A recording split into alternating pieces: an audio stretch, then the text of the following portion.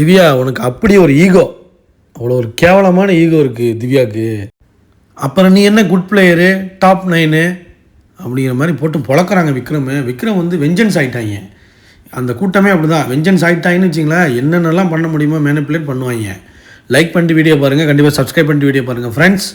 Big Boss Tamil season 9 சாண்ட்ராவை அழகாக ஒதுக்கி கொண்டு போய் ஒரு இடத்துல உட்கார வச்சு பதிவு பண்ணுறாங்க திவ்யாவை பற்றி. அது சாண்ட்ராட்ட தான் பதிவு பண்ணுவேன்னு முரண்டு பிடிச்சி பதிவு பண்ணுறான். எனக்கு என்ன, உன்னை கத்தி எனக்கு என்ன பிரயோஜனம்? ஒன்றும் இல்லை, ஒரு பிரயோஜனமும் இல்லை. அவங்கன்னா ஒரு நியாயம் அதானே, ஒரு மாதிரி வந்து நாமெல்லாம் ஆகாவா அந்த மாதிரி ட்ரீட் பண்ணுவாங்க. இதை நாங்கள் கேட்டுட்டு போகணுமா அப்படிங்கிற மாதிரி திவ்யா வந்து கிளின்னு கிழிக்கிறான் விக்ரம். கிரிட்டிசிசம் ஏற்றுக்க மாட்டேன்ல அப்படிங்கிற மாதிரி ஒரு கம்ப்ளைண்ட்டுங்க. கேம் இதெல்லாம் தாண்டி அவங்க பண்ணுறது நிஜமாலேயே அநியாயமாக படுது. நான் வந்து கிரிட்டிசிசம் ஏற்றுக்க மாட்டேன்னு சொல்லுது, அது ஏற்றுக்குதா? அப்புறம் என்ன நீ good player, old player, top 9 player, நீ எப்படி நீ டாப் 9 வந்த அப்படி மாதிரி சொல்கிறான். எல்லாத்துலேயும் ஒரு மாதிரி போட்டு குழப்பி விட்டு என்ன ஒரு மாதிரி மட்டம் தட்டி ஸ்லைட்டாக ஒரு தட்டுறாங்க திவ்யா. நான் எப்படி அதெல்லாம் அக்செப்ட் பண்ணிட்டு போக முடியும் சாண்ட்ரா?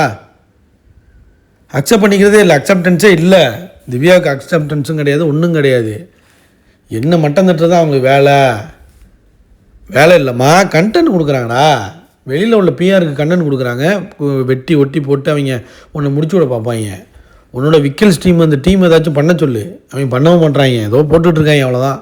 பெரிய அளவில் ஒன்றும் பண்ணலை. பிஆர்லாம் வந்து அவங்க தான் பிஆர்னால் பெரிய அளவில் பரப்பணும் பண்ணணும். உனக்கு ஓட்ஸ்லாம் ஒன்றும் இல்லை.